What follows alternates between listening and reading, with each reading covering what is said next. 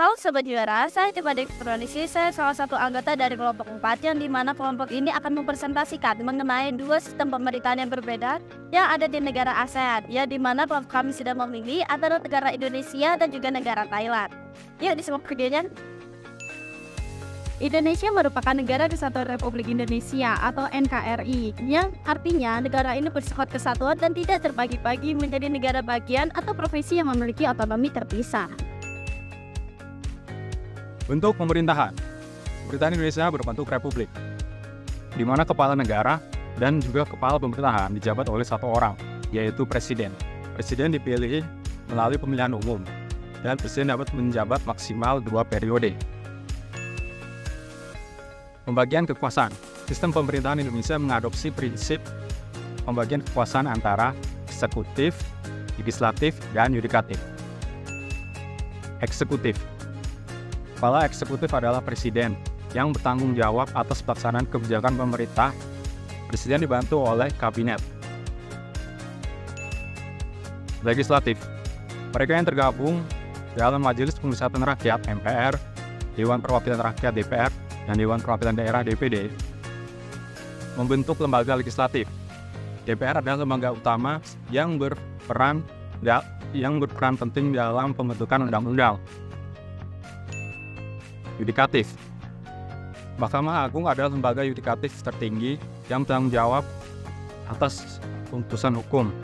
Ada juga Mahkamah Konstitusi yang memiliki wewenang menguji konstitusional undang-undang. Pemerintahan daerah. Indonesia terbagi menjadi provinsi, kabupaten, dan kota. Pemerintahan daerah memiliki otonomi tertentu dalam hal pengelolaan urusan lokal dan pembangunan daerah. Pemilihan umum. Pemilihan umum di Indonesia diadakan secara berkala untuk memilih presiden, anggota DPR, dan kepala daerah. Contohnya seperti gubernur, bupati, atau wali kota. Pemilihan umum diselenggarakan untuk menentukan wakil rakyat dan memimpin daerah secara demokratis. Sistem hukum di Indonesia diambil berdasarkan beberapa sumber, termasuk hukum adat, hukum agama, dan hukum barat. Mahkamah Agung merupakan lembaga yang bertanggung jawab atas keputusan tertinggi. Thailand adalah monarki konstitusional yang artinya negara ini memiliki seorang raja sebagai kepala negara yang bersifat simbolis. Pada saat pengetahuan saya lahir, Raja Mahapadjiralongkorn adalah raja yang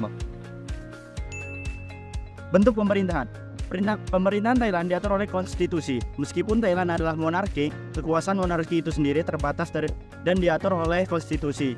Pemerintahan melibatkan eksekutif, legislatif, dan yudikatif. Eksekutif.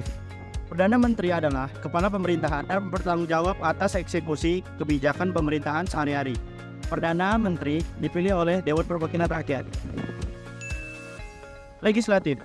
Parlemen Thailand terdiri dari 2 majelis. Yang pertama, Dewan Perwakilan Rakyat dan Senat.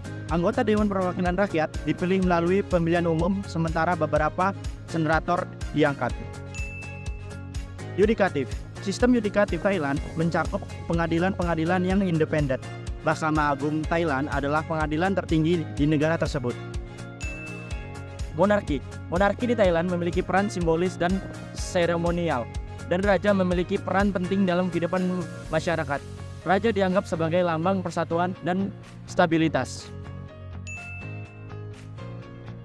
Pemilihan umum di Thailand digunakan untuk memilih anggota Dewan Perwakilan Rakyat, yang kemudian akan memilih Perdana Menteri. Sebagai senator diangkat, sementara yang lain dipilih melalui proses tertentu. Pemerintahan daerah Thailand terbagi menjadi provinsi, kabupaten, kota. Pemerintahan daerah memiliki tingkat otonomi tertentu dan tanggung jawab atas urusan lokal. Bulan. Thailand adalah monarki konstitusional dengan pemerintahan yang diatur oleh konstitusi. Pada saat pengetahuan saya terakhir, Thailand mengalami perubahan politik dan konstitusional yang signifikan.